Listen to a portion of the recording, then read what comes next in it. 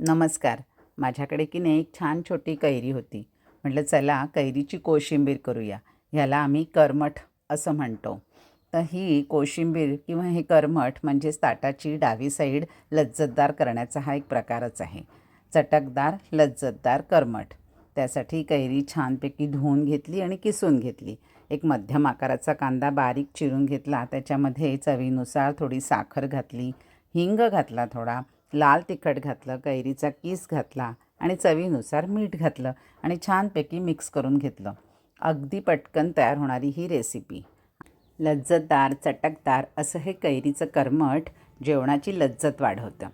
ह्याला आम्ही फोडणी घालत नाही तर कच्चं तेल घालतो.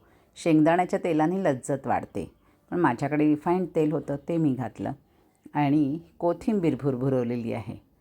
तर अशा प्रकारे लज्जतदार चटकदार असं हे कैरीचं करमट तयार आहे. धन्यवाद.